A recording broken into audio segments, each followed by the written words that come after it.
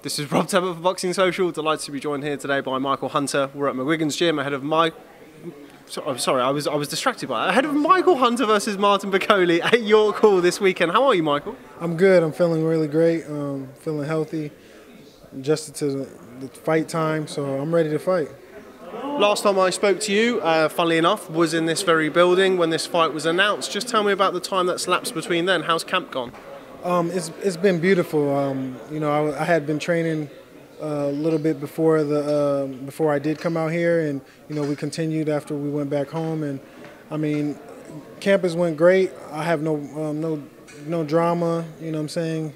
Everything's been very light, and I'm ready. Where is camp for you? Because you're somebody who you've travelled around and done the circuits in America. Where is camp for you?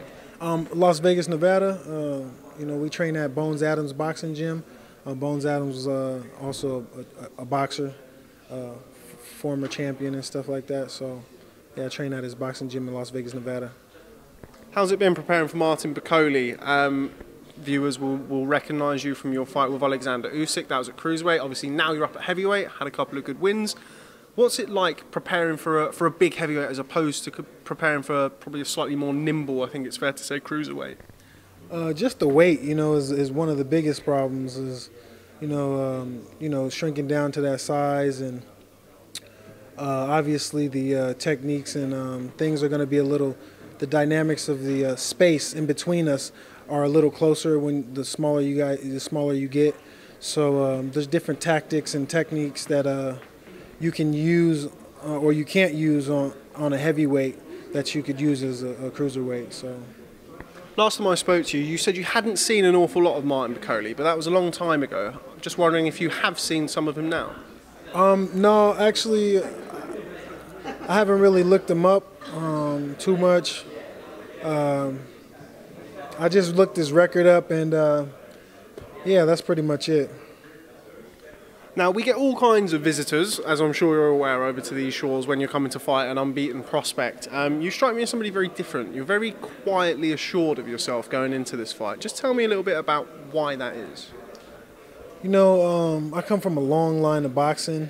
My dad was a boxer. On my mom's side, they owned a boxing gym in Santa Monica called the Muhammad Ali Boxing Gym a long time ago. So it's in generations and generations of boxing inside of me. So I guess just, the natural calmness just comes from, the experience. I mean, obviously I've done the Olympics circuit quite a few times, and I'm very just confident about my skills, and I don't really worry about anybody else, just my skills alone. I feel like it's going to be very, very difficult to beat me at anything, you know what I'm saying? Even if it was a staring contest, I'm just... that's just the way I am. I'm very competitive, and I try to compete at my very best every time. So, well, I just saw you on the dartboard, so I wouldn't necessarily agree with all of that. But tell me a little bit about Hasim Rahman. That was a lovely surprise for me as a boxing fan to walk in here today and see former heavyweight champion of the world sat on the sofa. It's not not every day that happens. Tell me about your relationship with him and his influence in your camp. Oh man, he's been a big influence on me. He's like an uncle to me. Me and his son grew up together. We've been in high school together, and he also has his son has Hasim Rahman Jr. has another little brother, and I have also a brother. So, and we're all about the same age. So, he's been a big inspiration as far as the business and boxing. He's been around it. He's a lot more experienced than I am. And I just thought it would be a perfect fit for him to bring him in, and a good surprise, since he, knocked out Lennox Lewis, and so I thought that would be a good treat for you guys.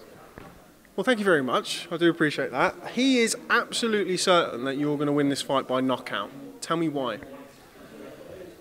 Actually, he's looked at Martin probably a little more than I have, looked at his record, looked at him a little more detailed than me. And when I got back to the States from the first time we had the interview, he went right to work, and, we went right to training and strategizing. And like I said, I trust him. He's family to me. So and I know he has a lot of experience, and I know he's a very strategic person. So, you know, and he knows all the fighters and heavyweights I've been in the ring with. You know, anybody that you can name as an amateur or a pro right now, I probably was with them fought them in amateur or a professional. So, at heavyweight. You know, he knows my skills. You know, I used to, you know, spar with him when I was younger. So he's seen me. If anybody knows me, he knows what I'm capable of. We saw you boxing today, or shadow boxing, as a southpaw. Now, I've watched a lot of your fights, and I haven't seen an awful lot of southpaw from you. Was that just kidology, or was that something we can expect to see on Saturday? You definitely probably see it on Saturday. You know, I'm a switch hitter. I haven't actually fought southpaw too much as a pro, but you know, this might be my time to get it in right now. You know, so. Staying with the heavyweights, Deontay Wilder versus Tyson Fury. Hasim Rahman had some interesting things to say about that. Won't tell you what they are. What do you make of that fight?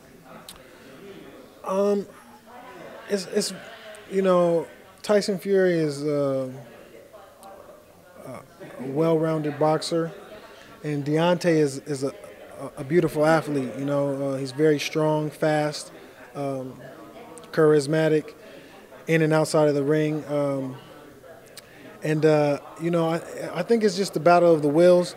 It's going to be hard. I think Tyson Fury is fighting an uphill battle just because of, you know, his previous inactivity. And I don't really know. I see Deontay could knock him out for sure, but I don't see I don't see Tyson Fury knocking Deontay out. But I see he might could win on decision for sure.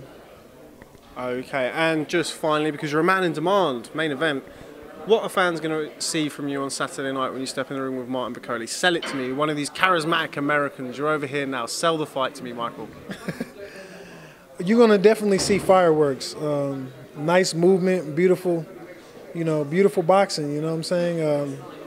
I feel like he's a straight up and down type of boxer. I got to see him a little bit move a little just now. And, you know, it makes, for my size to be a smaller heavyweight, quote unquote, and him to be a bigger heavyweight, it's going to make for a beautiful, make for a beautiful night. So, you know, you'll get to see me with my paintbrush stroking away. Nice, I like that. Do you think too much is being made about the size difference? You are somebody who boxed as a heavyweight as an amateur, you boxed a large portion of your professional career as a heavyweight as well. Do you think too much is being made of that by fans? Yeah, absolutely. But we're going to find out on, you know, come Saturday. You know, I guess that's the only thing they really got for him, that he's big, strong, and ugly. Okay, well, no comment on that last bit. Michael Hunter, thanks very much for speaking to Boxing Social. Pleasure catching up with you once again. Look forward to seeing you in action on Saturday night at York Court. Appreciate you. Thank you.